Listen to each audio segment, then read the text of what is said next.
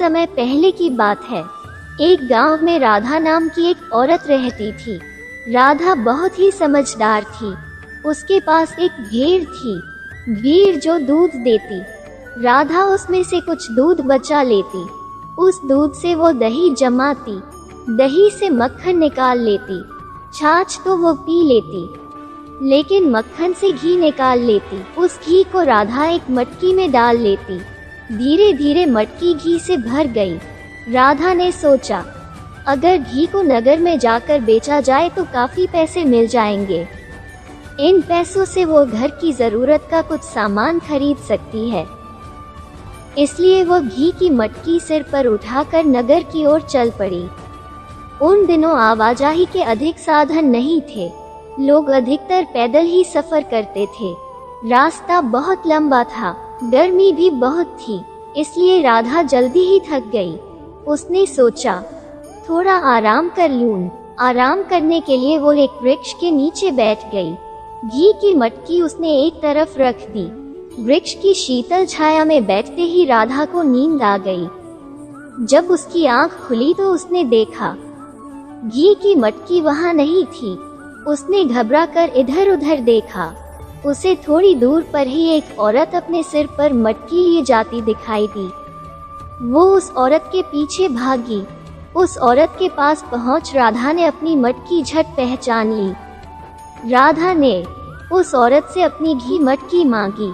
वो औरत बोली, यह मटकी तो मेरी है, तुम्हें क्यों दूं? राधा ने बहुत विनती की, परंतु उस औरत पर कुछ असर न हुआ। उसने राधा की एक न सुनी।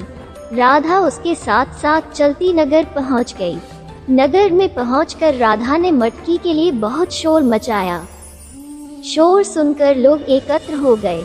लोगों ने जब पूछा तो उस औरत ने घी की मटकी को अपना बताया।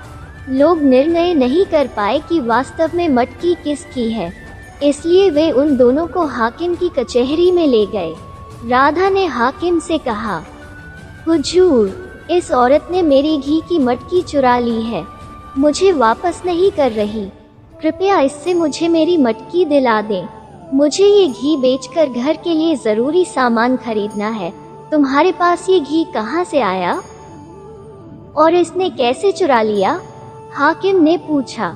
मेरे पास एक भेड़ है, उसी के दूध से मैंने ये घी जमा किया है। रास्ते में आराम करने के लिए मैं एक वृक्ष की छाया में बैठी तो मुझे नींद आ गई। तभी यह औरत मेरी मटकी उठाकर चलती बनी। हाकिम ने उस औरत से पूछा तो वो बोली, हुजूर, आप ठीक ठीक न्याय करें। मैंने पिछले माह ही एक गाय खरीदी है जो बहुत दूध देती है। मैंने ये घी अपनी गाय के दूध से ही तैयार किया है। जरा सोचिए, एक भेड़ रखने वाली औरत एक मटकी घी कैसे जमा कर सकती है?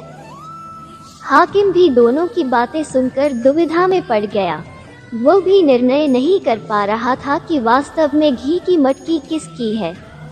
उसने दोनों औरतों से पूछा, क्या तुम्हारे पास कोई सबूत है? दोनों ने कहा कि उनके पास कोई सबूत नहीं है। तब हाकिम को एक उपाय सूझा। उसने दोनों औरतों से कहा, वर्षा के पानी से कचहरी के सामने जो कीचड़ जमा हो गया है, उसमें मेरे बेटे का एक जूता रह गया है।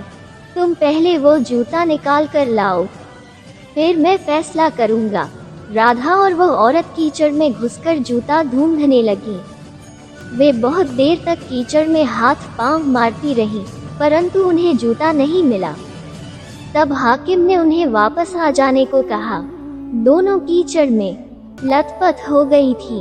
हाकिम ने चपरासी से उन्हें एक एक लोटा पानी देने को कहा, ताकि वे हाथ पांव धोकर कचहरी में हाजिर हो सके।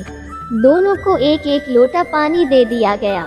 राधा ने तो उस एक लोटा पानी में से ही अपने हाथ पांव धोकर थोड़ा सा पानी बचा लिया, परंतु गाय वाली वो औरत एक लोटा पानी से हाथ भी साफ नहीं कर पाई। उसने कहा, इतने पानी से क्या होता है? मुझे तो एक बाल्टी पानी दो, ताकि मैं ठीक से हाथ पांव धो सकूं। हाकिम के आदेश से उसे और पानी दे दिया गया। हाथ पांव धोने के बाद जब राधा उस औरत के साथ कचहरी में पहुंची तो हाकिम ने फैसला सुना दिया घी की यह मटकी भेड़ वाली औरत की है। गाय वाली औरत जबरन इस पर अपना अधिकार जमा रही है। सब लोग हाकिम के न्याय से बहुत खुश हुए क्योंकि उन्होंने स्वयं देख लिया था कि भेड़ वाली औरत ने कितने संयम से सिर्फ एक लोटा पानी से ही हाथ पांव धो लिए थे। गाय वाली औरत में संयम नाम मात्र को भी नहीं था। वो भला घी कैसे जमा कर सकती थी। फिर मिलेंगे दोस्तों एक नई कहानी के साथ। तब तक के लिए हंसते रहें, मुस्कुराते रहें, अपना ख्याल रखें और इसी तरह हमारे साथ जुड़े रहें। धन्यवाद। अगर आपको ये कहानी अच्छी लगी और इससे कुछ सीख मिली तो चैनल को सब्सक्राइब ज़रूर करें। आपका एक सब्सक्राइब हमें इसी तरह से नई नई कहानियाँ आपके लिए लाने के लिए प्रेरित करता है।